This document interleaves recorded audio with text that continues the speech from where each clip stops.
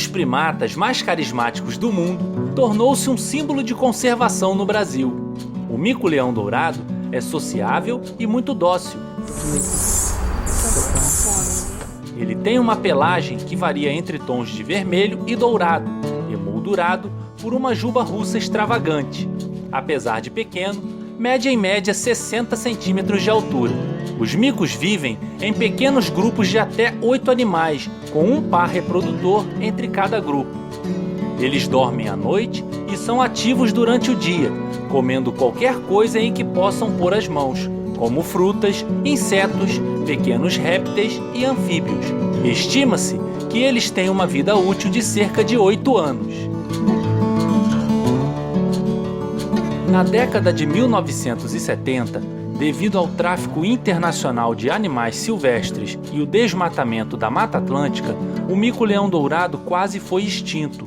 Na época, estimava-se que restavam apenas 200 exemplares da espécie vivendo na natureza. Os trabalhos de pesquisa e preservação foram iniciados pelo biólogo e primatólogo brasileiro Adelmar Coimbra Filho. De acordo com o último censo realizado em 2019, pesquisadores estimam que cerca de 2.500 micos vivem no que restou de Mata Atlântica de Baixada, no estado do Rio de Janeiro, principalmente entre os municípios de Rio Bonito, Silva Jardim e Casimiro de Abreu, única região do mundo onde se encontra a espécie.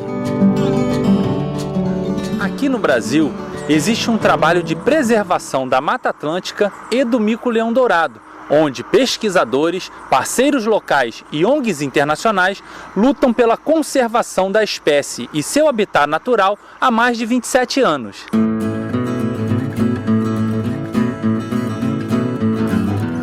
A Associação Mico-Leão Dourado trabalha desde 1992 para aumentar a população de micos e preservar a Mata Atlântica.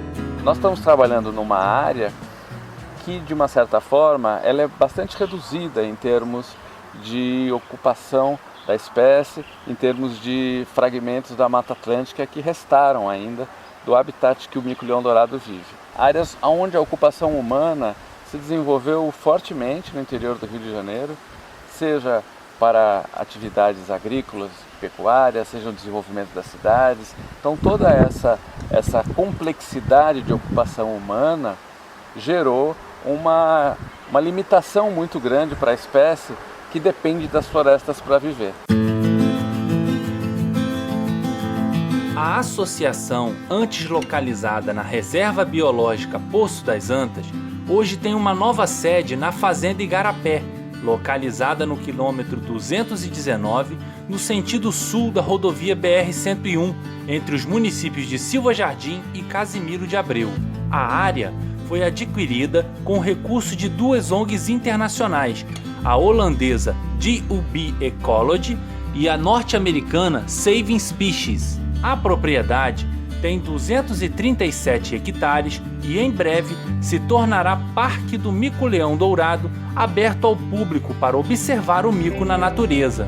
Nós temos todo um trabalho administrativo para gerir uma organização não governamental, que implica em preparação de propostas para projetos, para conseguir recursos para trabalhar, como se fosse uma rotina de um escritório normal. No campo, as diferentes equipes têm também diferentes rotinas, né? Então você tem a equipe que trata diretamente com os micos, que faz todo o trabalho de pesquisa e monitoramento da espécie.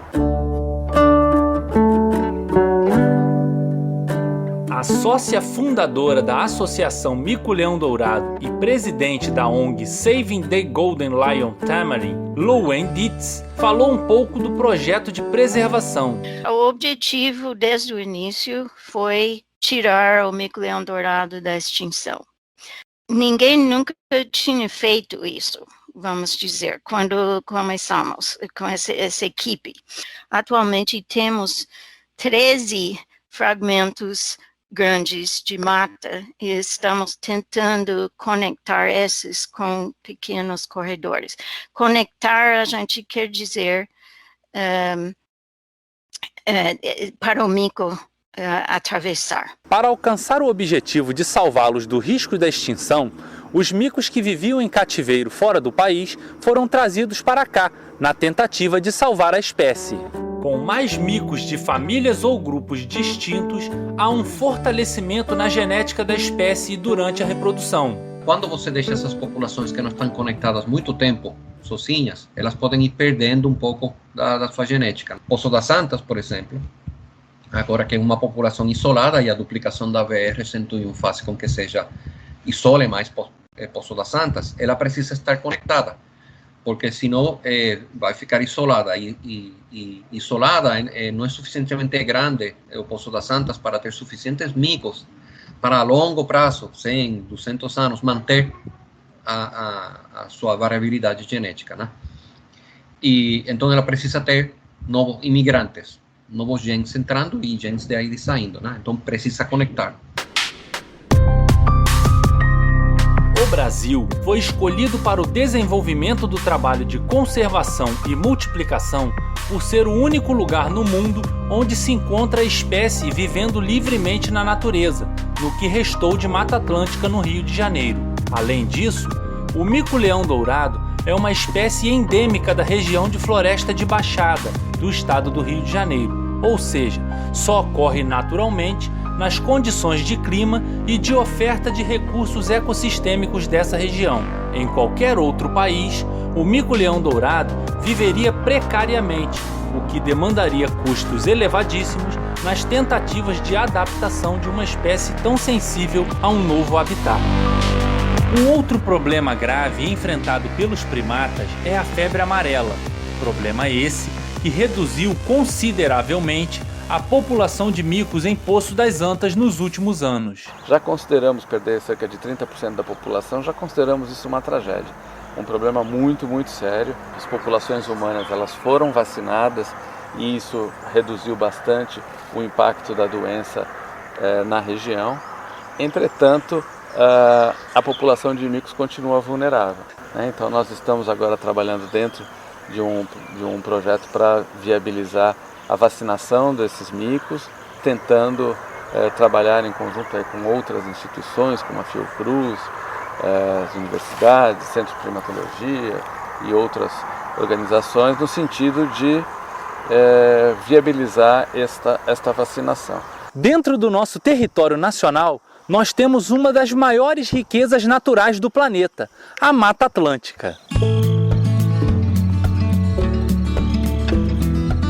Segundo pesquisas realizadas pela Fundação SOS Mata Atlântica e o Instituto Nacional de Pesquisas Espaciais, a Mata Atlântica compunha cerca de 12% do território brasileiro, estendendo-se pelo litoral das regiões Nordeste, Sudeste e Sul do país, sendo verificada ainda em algumas áreas do Centro-Oeste. Por conta da especulação imobiliária, da construção de rodovias, da poluição ambiental e do desmatamento ilegal, hoje em dia restam apenas 7% da área total da floresta, que é mantida principalmente em áreas de preservação ambiental, como unidades de conservação públicas e privadas. A extinção da Mata Atlântica pode acarretar danos irreversíveis para a fauna e para a flora brasileira, além da vida humana. A Mata Atlântica, ela fornece uma série de serviços que são muito úteis para o ser humano. Elas são o que a gente chama de serviços ecossistêmicos.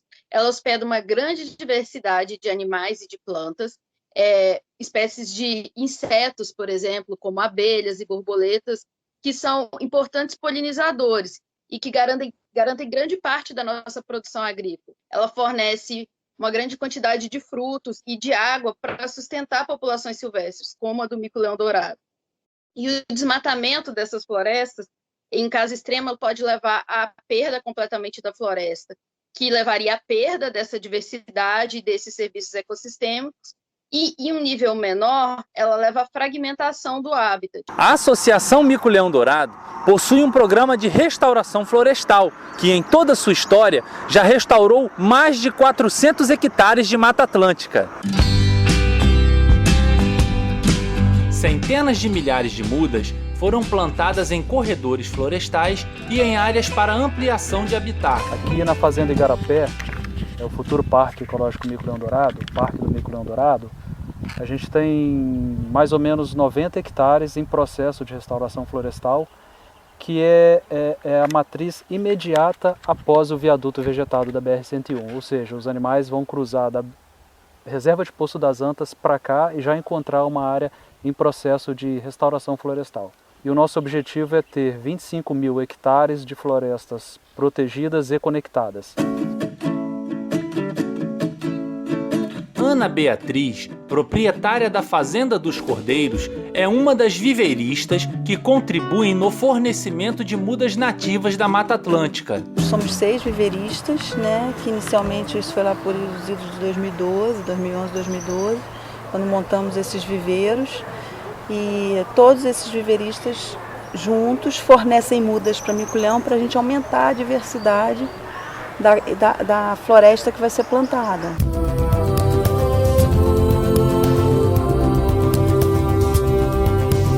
Um desafio para a conexão de áreas florestais foi a duplicação da rodovia BR-101, que corta grandes pedaços da Mata Atlântica. Além de isolar os fragmentos de florestas ao longo da rodovia e dificultar a reprodução do mico-leão dourado, a duplicação impacta diretamente na segurança de outras espécies. Só no Brasil, segundo o Centro Brasileiro de Estudos em Ecologia de Estradas, a cada segundo, 15 animais são atropelados ao tentar cruzar estradas e rodovias. Por dia, o número chega a quase 1.300.000. E por ano, o resultado final fica próximo de 475 milhões, uma perda irreparável para a fauna brasileira. A melhoria da rodovia dificultou ainda mais a circulação dos animais, o que chamamos de efeito barreira. Com as 2 pistas, mais canteiro central, mais os acostamentos, nós teríamos uma barreira física mesmo para o movimento da espécie de um lado ao outro da rodovia. Portanto, esta conexão florestal associada a este viaduto é fundamental. Após negociações e ações judiciais, a Artéries Fluminense, concessionária que administra a via, construiu um viaduto vegetado sobre a BR-101, o qual permitirá a passagem dos micos e animais de outras espécies, de um lado a outro da rodovia com segurança. Não é um viaduto somente para os micos, ele vai ser utilizado, esperamos, por todas as outras espécies da Mata Atlântica que ocupam esta região, e um resultado que nós esperamos que seja alcançado a longo prazo. Por isso essa obra ela é tão estratégica, tão importante e fará a diferença no programa de conservação do mico-leão dourado. O viaduto foi o primeiro construído em uma rodovia federal do país e ligará 2 regiões muito importantes para a espécie: a Reserva Biológica Poço das Antas e a Área de Proteção Ambiental Bacia do Rio São João, mico-leão dourado. Além do viaduto, a concessionária construiu 15 passagens de fauna subterrâneas, 10 estruturas que ligam copas de árvores situadas em lados opostos da estrada, 9 passagens sob pontes, mais de 30 quilômetros de cercas e um sistema de sinalização para motoristas indicando a presença de animais silvestres na região. Todas as estruturas fazem parte de um planejamento que busca minimizar os impactos da rodovia duplicada e do tráfego diário de cerca de 20 mil veículos. Em um cenário de queimadas e desmatamentos que vivemos, nossos primatas imploram por socorro, e o nosso dever é proporcionar um habitat seguro e saudável para os seres vivos. E lembre-se, preservar a natureza é a chave para manter o equilíbrio ambiental.